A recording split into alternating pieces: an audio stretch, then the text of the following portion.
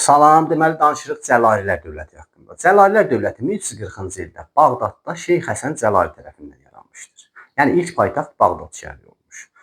Sonrakı dövrdə Şeyx Üveys 1359-cu ildə Təbrizi tutaraq paytaxtı Təbrizə köçürür.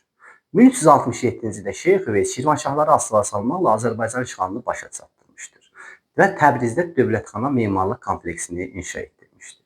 Sonrakı dövrdə son hökmdar Sultan Əhmədin dövründə Cəlalilər dövləti zəifləyir, 1410-cu ildə Qaraqoyunlular tərəfindən süqut etmişdir.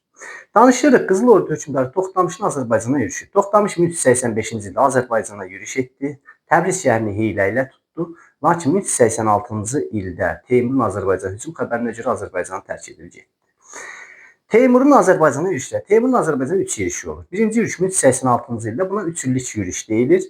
Birinci yürüşündə Şirvanşah hökmdarı İbrahim Dərbəndi Qarabağa gedərək Teymurun asılılığını qəbul etmiş. Əlincə qalası mühasirəyə alındı. Teymur Əlincə qalasından başqa Azərbaycanın digər torpaqlarının hamısını tuta bilmişdir. Hətta İbrahim Dərbəndi Teymurla birlikdə 1387-ci ildə Toxtamış qoşununu da məğlub etmişdilər. İkinci yürüş 1392-ci ildə oldu. Yenə də gəldi Teymur. Şəki asılı hala düşdü. Şəki hakimi Seyid Əhməd asılı hala düşdü. Gürcüstan zəbt edildi. Yenə də Əlincə qalası tutula bilmədi. Əlincə qalasını müdafiə edirdilər Cəlali əmirləri. Sultan Tahir, Sultan Əhmədin oğlu, Əmir Altun, Xacə, Cövfər və s. Üçüncü yürüş 1399-cu ildə oldu. 1399-da yenə yürüş etdi. Azərbaycan torpağını asılı hala saldı. 1400-cü ildə Əlincə qalası zəbt edildi. Əlincə qalasının zəbt edilməsinə Teymur Azərbaycan işğalını başa çatdırdı.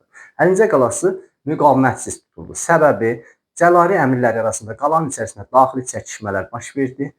Bir-birinə qarşı mübarizə apardılar. Qalanı tərk etdilər. Teymur müqavimətsiz olaraq Əlincə qalasını işğal etdi. 1405-ci ildə Teymur Çinə yürüş ərəfəsində vəfat etdi. Azərbaycan idarəsi nəvəsi Mirzə Ömərə tapşırıldı.